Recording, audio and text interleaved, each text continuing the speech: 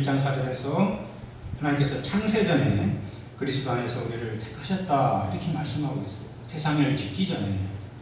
이런 말씀표는 뭘 말합니까? 하나님께서 우리 인간의 어떤 조건이나 형편이나 뭐 이런 겉모습을 보고 그런 게 아니라 그런 거 보지 않고 하나님이 오래전에 우리를 그런 특별한 사람으로 택하시고 부르셨다는 거죠. 하나님 바로 인간 조건이나 행위를 보지 않으시는 전적인 100% 하나님의 일방적 주권임을 말해주고 있는 거죠. 무엇이 그렇습니까? 하나님의 부르심이 있다는 거죠. 이 말씀 속에는 예레미야가 어땠기 때문에 택했다는 이유와 설명이 없어요. 예레미야가 자원한 것도 아니고 자원자 중에 선발한 것도 아닙니다. 하나님의 뜻 가운데 일방적으로 택하셨어요. 이를 가리켜 인간편에서는 불강력적인 하나님의 은혜와 부르심이다 이렇게 말을 해요. 우리 인간편에서 거절할 수 없는, 저항할 수 없는 은혜와 부르심.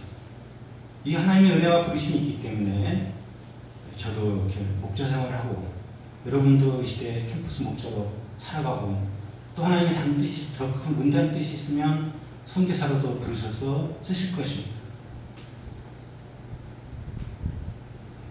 예수님께서 저를 부르실 때도 어떤 설명이나 이유가 없습니다. 그냥 나를 따라오너라 내가 너희로 사람을 낳는 어부가 되게 하리라.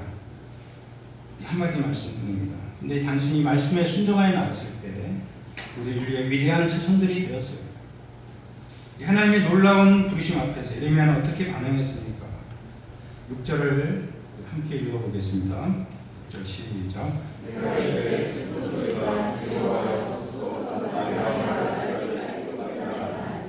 예레미야는 자신이 아임을 내서 기뻐하기보다는 슬픈 감정을 드러냈어요. 무엇보다 선지자가 되려면 말을 잘해야 할 것인데 자신은 생각해보니까 아이로서 전혀 말할 줄 모른다. 말도 아마 어눌하게 했는지 모르겠고 말을 또 이렇게 조리 있게 할 수 없다. 그러면 이런 생각을 하고 있는 것 같습니다. 여기서 아이라고 쓰인 히브리어 이 나아를 한다는데 영어 성경에 보면 child로 나와 있습니다. 부모의 양육을 받는 아주 어린 아이를 말하는 거예요. 그러니까 아직 성년이 안 된 그런 아이를 말합니다. 그러니까 이것은 예레미야가 겸손함으로 이렇게 말한 게 아니라 실제 어린 아이였어요. 어린 아이였고 말도 잘 못하는 그런 아이였는지 모릅니다. 근데 이러한 반응들은 하나님의 부르심에 대한 반응은 비단 예레미야뿐만 아니라 성경에 보면 이 하나님의 부르심 앞에서 사람들 보면 다 이런 반응을 많이 보입니다. 그 잘생긴 모세, 왕자로서 잘 나갔던 모세도 하나님 부르실 때 뭐라고 그랬습니까? 자신은 본래 말을 잘하지 못하는 자다. 자기도 말 못한다. 모세도 그랬습니다. 또 이사야는 입술이 부정한 자임을 들어서 화로다 나이가 망하게 되었도다. 부르심 앞에서 망하게 됐다. 이렇게 고백을 했어요.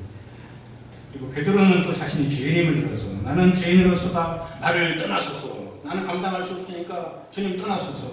주님을 밀쳐서 보내고자 했던 자였어요. 이러한 반응은 모두 자신이 죄인되고 연약함을 하는 저들은 하나님 앞에 부르심 서기가 민망함을 말해주는 것이죠. 예레미야도 실제 나이가 어렸고 경험도 일천했을 것입니다. 다른 사람 앞에서 많이 서보지도 않았을 것입니다. 그러나 하나님의 엄청난 부르심 앞에 슬프도 있었을때다가 슬픕니다 이렇게 탄식하는 것이 이해가 갑니다.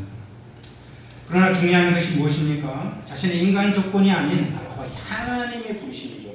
하나님의 부르심이 그에게 임했다는 거예요. 많은 사람이 아니라 바로 그 한 사람입니다. 하나님은 이 모든 것을 부르시고 다 아시고 부르셨어요. 이 문제에 관한 하나님의 태도는 단호하십니다. 7절을 보십시오. 하나님은 예레미야에게 너는 아이라 말하지 말라. 단호히 말씀했습니다. 이 말라는 말을 낫이라는 단어가 강조되어 나와요. 그냥 너는 그래서 너는 내가 너를 누구에게 보내든지 가서 내가 내게 무엇을 명하든지 그대로 말하라고 말합니다. 나머지는 하나님께서 책임져 주시겠다 이렇게 말씀하십니다. 이는 지금 하나님의 부르심 앞에서 인간 조건이 어떠하든 그가 어른이든 아이든 죄인이든 의인이든 말을 잘하든 못하든 머리가 좋든 나쁘든 그것은 인간 너의 생각이고 하나님 앞에서는 전혀 문제가 되지 않는다고 말씀하십니다. 왜냐하면 이 모든 것을 아시고 부르신 하나님의 부르심 안에 그 모든 해답이 들어있기 때문에 사람들은 자신이 감당하기 어려워 보이는 문제 앞에서 자신이 어리다, 부족하다, 준비가 안 됐다, 힘이 없다, 말을 못한다며 고사하는 그런 뒤로 빼는 그런 경향이 있습니다. 자꾸 어리고 부족하다고 생각을 합니다. 전도도 그렇죠. 난 누구보다 전도를 잘할 수 있다 이런 생각보다는 할 수 없다는 쪽으로 그렇게 생각을 여러 구실을 만들어 보자 합니다. 시간도 없고 능력도 없고 성경 말씀 아는 것도 없고 사람 앞에서는 더욱 자신이 없고 외모도 비호감이고 그래서 전도는 나와는 무관한 일이라 담을 쌓고 싶습니다. 그러나 그것은 나의 일천한 생각일 뿐 믿음 없는 생각일 뿐 하나님은 그렇게 보지 않습니다. 하나님 내가 어떠든 여러 나라의 선지자가 되리라. 작은 나라가 아닌 여러 나라의 선지자가 되리라 말씀하십니다. 선지자로서의 필요한 능력과 자격과 모든 은혜를 내가 주어주시다고 약속하십니다. 하나님 그렇게 부르셨고 말씀하셨기 때문에 그렇게 되는 것은 사실 시간 문제일 뿐입니다. 더될지라도 반드시 그렇게 되게 하실 것입니다. 베드로에게도 나를 따라오너라 내가 너로 살아남는 어부가 되게 하리라. 늦었지만 하나님의 뜻이 완전히 이루어졌습니다. 저도 하나님의 부르심 앞에서 캠퍼스 목자, 전도자는 저의 체질이 아니라고 제가 할 수 없는 분야인 것 같다고 주님께 이렇게 말씀드려요. 다른 것은 잘하겠는데 성실하게 제가 성실하는 것을 끝내주거든요. 꼼꼼하고 성실하고 착실하고 그러니까 다른 것은 다 할 수 있는데 이 사람을 상대해야 되는 거예요. 이거는 제 체질이 아닌 것 같습니다. 그래서 번지수를 하나님 잘못 짚은 것 같습니다. 저보다 능력 있고 똑똑한 사람이 얼마나 많습니까? 저는 별로 말을 잘 못해요. 사람 앞에 서는 것, 사람 앞에 나서는 것, 사람과 관계를 잘 맺는 것, 이 모든 게 서툴러서 저는 도무지 아닌 것 같습니다. 체질이 아닙니다. 하나님 그러니까 그런 분 찾아보세요.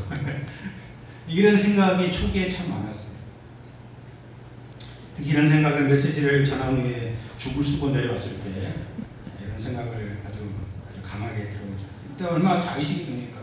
죽을 쓰고 들어왔는데 여기서 한마디 툭 던지면 역시 당신은 아닌 것 같다.